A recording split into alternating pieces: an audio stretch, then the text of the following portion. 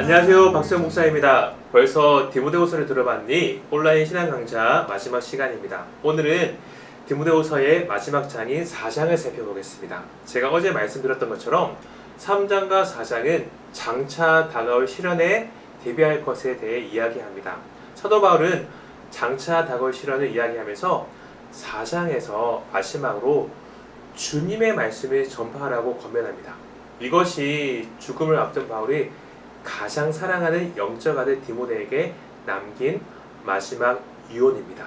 그래서 바울은 4장을 아주 엄한 명령으로 시작합니다. 이것이 1절에서 5절까지 말씀이에요. 하나님 앞과 살아있는 자와 죽은 자를 심판하실 그리스도 예수 앞에서 그가 나타나실 것과 그의 나라를 두고 엄히 명하노니 너는 말씀을 전파하라. 때를 얻든지 못 얻든지 항상 힘쓰라. 범사의 오래 참음과 가르침으로 경책하며 경계하며 권하라. 때가 이르리니 사람이 바른 교훈을 받지 아니하며 귀가 가려워서 자기의 사욕을 따를 스승을 많이 두고 또 그 길을 진리에서 돌이켜 허탄한 이야기를 따르리라. 그러나 너는 모든 일에 신중하여 고난을 받으며 전도자의 일을 하며 내 직무를 다하라. 아멘. 바울은 하나님과 예수님 앞에서 아주 엄히 명한다고 이야기합니다. 너무나 중요해서 절대로 잊어버리면 안 되는 명령이라는 겁니다. 죽음을 앞둔 바울이 절대로 잊어버리지 말라고 엄히 명하는 명령은 무엇일까요? 바로 주님의 말씀을 전파하라는 명령입니다. 바울은 때를 얻든지 못 얻든지 항상 말씀을 전파하라고 명령합니다. 세상은 점점 더 악해질 거예요. 세상은 점점 더 바른 교훈을 듣기 싫어할 겁니다. 세상 사람들은 점점 더 자기의 욕심을 위해 살 겁니다. 그러나 너는 흔들리지 말고 전도자의 사명을 충실히 감당하라고 엄히 명령하고 있습니다. 그 당시는 네로 황제의 극심한 핍박이 있던 때였습니다. 예수님을 믿는 것 때문에 감옥에 갇히고 목숨을 잃는 시대였습니다. 그러나 바울은 지금 명령한 대로 평생 충실하게 복음을 전파하는 사명을 감당했습니다. 그리고 이 명령을 들은 디모데도 바울을 따라 그 사명을 충실하게 감당했습니다. 이어서 디모데가 가르친 또 다른 사람들이 이 사명을 충실하게 감당했습니다. 그 복음이 전해져 우리에게까지 오게 된 겁니다. 만약 우리가 이 복음을 전하지 않는다면 어떻게 될까요? 우리 시대가 수천 년의 기독교 역사 속에 복음의 대가 끊기는 최초의 시대가 될 겁니다. 여러분, 저는 이게 너무 두렵습니다.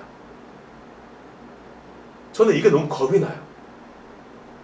우리가 복음을 전하지 않아서 우리 시대에서 복음의 대가 끊긴다면 하나님께 얼마나 죄송스러울까요?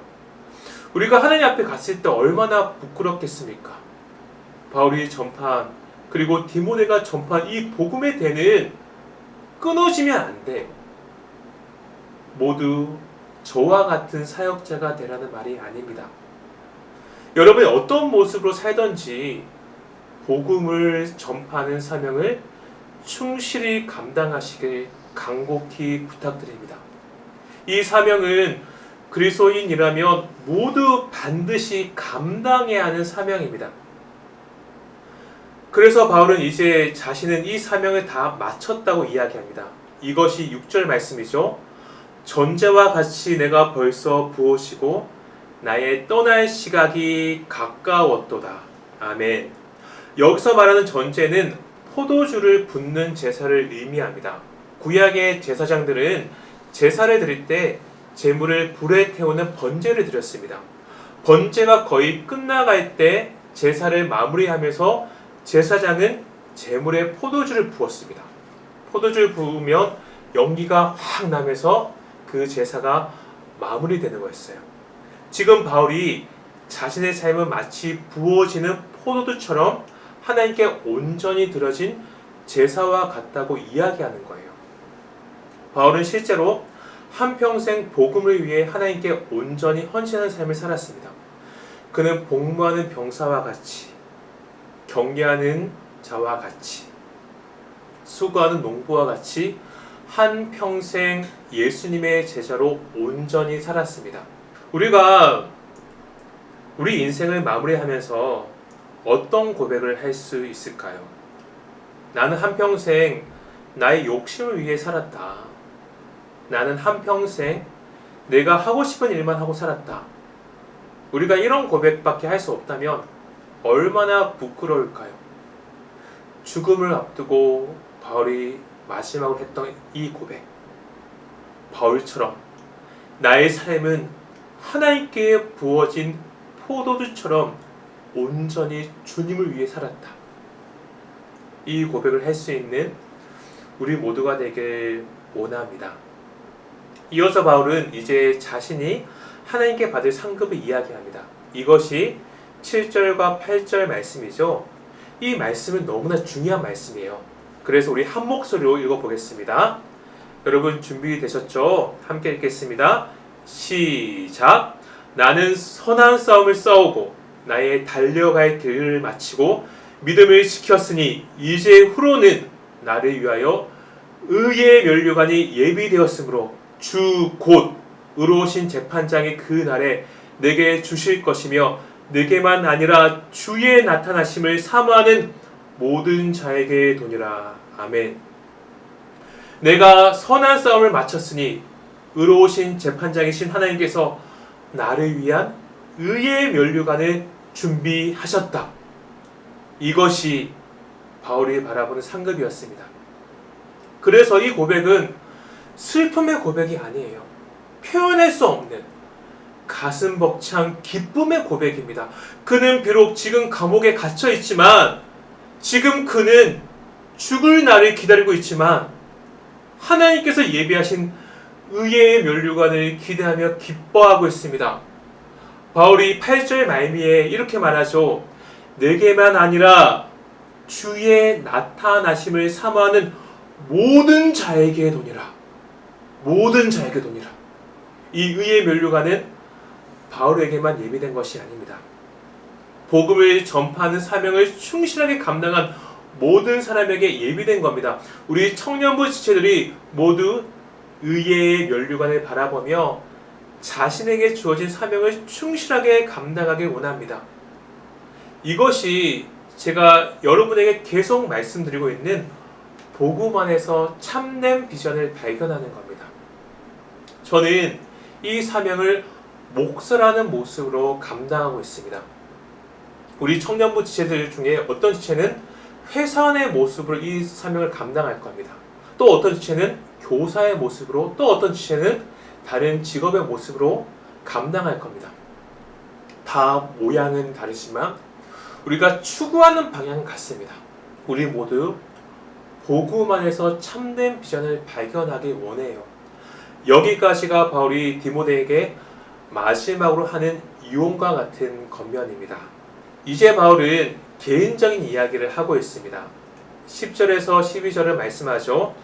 데마는 이 세상을 사랑하여 나를 버리고 데살로니가로 갔고, 그레스게는 갈라디아로, 디도는 달마디아로 갔고, 누가만 나와 함께 있느니라. 내가 올 때에 마가를 데리고 오라. 그가 나의 일에 유익하니라. 두기고는 에베소로 보내어노라. 아멘. 데마는 세상을 사랑해서 나를 버리고 데살로니가로 갔고, 그레스게는 갈라디아로, 디도는 달마디아로 갔다. 이제 내 곁에는 누가만 남아있다. 내가 올 때 마가도 함께 와라. 지금 바울은 많이 외로워하고 있습니다. 자신이 사랑했던 사람들이 세상을 사랑해서 자신을 버리는 것을 아파하고 있습니다. 사역을 위해 떠난 사람들을 그리워하고 있습니다. 여러분, 바울은 절대로 슈퍼맨이 아니었습니다. 그도 아팠어요. 그도 슬펐습니다. 그도 사람들이 그리운 연약한 인간이었습니다. 그러나 하나님께 받은 사명이 너무나 소중하기에, 하나님께 받은 사랑이 너무나 크기에 그 사명을 충실하게 감당했을 뿐입니다. 하나님의 사명은 특별한 소수에게만 주어진 사명이 아니에요. 특별히 능력이 많은, 특별히 탁월한 소수에게 주어진 사명이 아닙니다. 연약하고 부족한 우리 모두에게 주어진 것입니다. 이어지는 13절에서 15절 말씀에서 바울은 디모데에게 개인적인 부탁을 하고 있습니다. 첫 번째가 드로와 가보의 집에 둔 겉옷을 가지고 와라. 두 번째가 가죽 종이에 쓴 책을 가지고 와라. 세 번째가 구리 세공업자 알렉산더를 조심해라 입니다. 바울은 왜 이런 개인적인 부탁을 디모데에게 했을까요? 이 부분에 대해서는 여러 가지 해석이 있어요. 겨울이 얼마 남지 않았으니까 겨울을 지내기 위해서 겉옷을 부탁했다. 가죽 종이에 쓴 책은 아마 구약 성경을 의미할 것이다. 편지를 쓰다가 구리 세공업자 알렉산더가 갑자기 생각이 난 것이다 등등 여러 가지 해석이 있습니다. 이 부분을 곰곰이 생각해 봤어요. 바울은 왜 이런 사소한 부탁을 했을까? 저의 개인적인 이야기인데요. 제가 아내와 연애할 때 아내는 노원에 살았어요. 노원 아시죠? 저는 신길동에서 사역을 했습니다. 신길동에서 노원까지는 지하철로 1시간이 넘는 거리였습니다. 그런데 저는 그 긴 거리를 이런저런 핑계를 대며 왔다 갔다 했습니다. 노원에 있는 교보문고를 들려야 한다.